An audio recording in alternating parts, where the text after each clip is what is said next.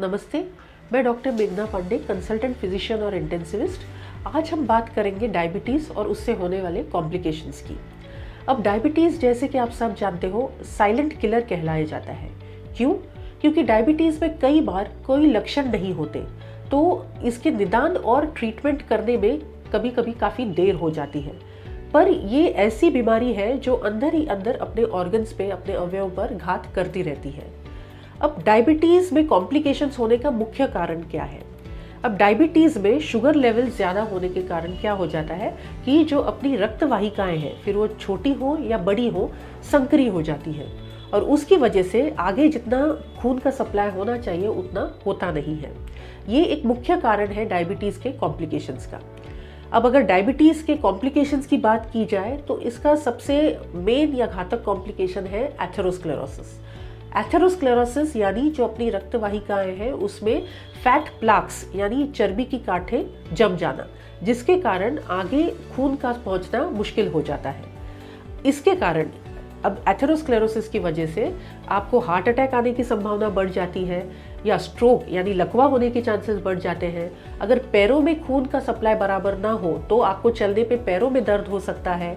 Nerves पे, अपने पैरों के, हाथों के नर्व्स पे इसका परिणाम होता है और इसके कारण मतलब हार्ट अटैक, स्ट्रोक के चांसेस 2 गुना बढ़ जाते हैं डायबिटिक लोगों में एज कम्पेयर टू उन दोज पीपल जिनमें डायबिटीज़ नहीं है। सेकेंडली, डायबिटीज़ के मरीजों में इसीलिए स्ट्रोक और हार्ट अटैक के चांसेस कम उम्र में होने के चांसेस बढ़ जाते हैं। दूसरा कॉमन कॉम्प्लिकेशन है, जैसे सब जानते हैं, डायबिटीज़ में होने वाले इन्फेक्शंस। अब शुगर लेवल अगर नियंत्रण में नहीं है तो जो अपनी जो सफ़ेद पेशियां होती हैं, जो इन्फेक्शन को कंट्रोल में रखती हैं या इन्फेक्शन के साथ फाइट करती हैं, वो अपना काम ठीक तरह से नहीं कर पाती, असमर्थ हो जाती है। इसीलिए डायबिटीज़ के मरीजों में जो इन्फेक्शंस होते हैं उनकी तीव्रता भी ज़्यादा होती है और उनको कंट्रोल करने में या ठीक होने में समय भी ज़्यादा लगता है।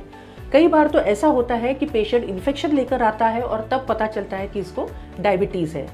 अब कुछ स्पेसिफिक इन्फेक्शंस हैं जो डायबिटीज़ में देखने को मिलते हैं, वो है फंगल इन्फेक्शंस। दूसरी बात है गैंग्रीन।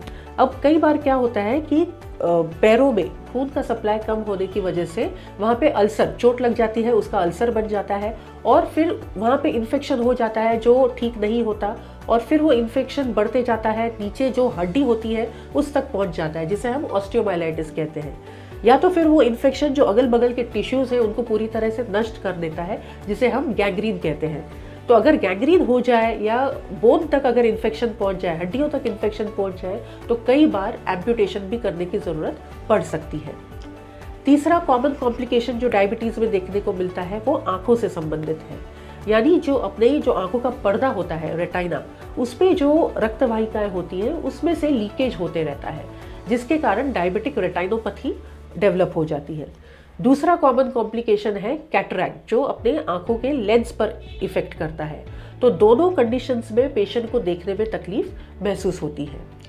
चौथा कॉम्प्लिकेशन है डायबिटिक न्यूरोपैथी, यानी जो अपने हाथों और पैरों में जो नसें हैं उन पर भी असर होता है शुगर लेवल्स हाई होने का, जिसके कारण कई बार आप देखते होंगे कि डायबिटीज़ के मरीजों को हाथों पैरों में सुन्न लगता है या झुंझुनाहट होती है।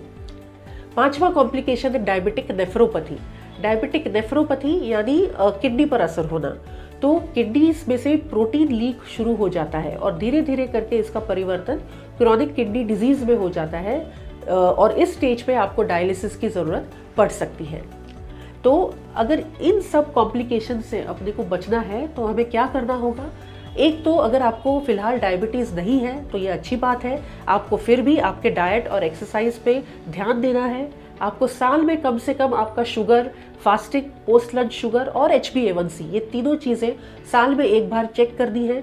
अगर आप ऑलरेडी डायबिटिक हैं तो आपको तो ऑलरेडी पता है कि आपको डाइट और एक्सरसाइज में क्या करना है। आपको आपके डॉक्टर के रेगुलर फॉलोअप में रहना है, रेगुलर HbA1c और फास्टिंग और पोस्ट लंच शुगर्स पर ध्यान देना है और हर साल कम से कम एक बार आपको आंखों का चेकअप यानी जो फंडोस्कोपी कहते हैं वो करना है। हर डायबिटिक के लिए ये बहुत ज़रूरी है कि वो रोज़ खुद के पैरों के तलवों की तरफ ध्यान दे। कहीं छोटी सी भी जख्म दिखाई दे तो उसको तुरंत अपने डॉक्टर के पास लेकर जाके उनकी सलाह लें। इससे आप आगे होने वाले कॉम्प्लिकेशन से बच सकते हैं।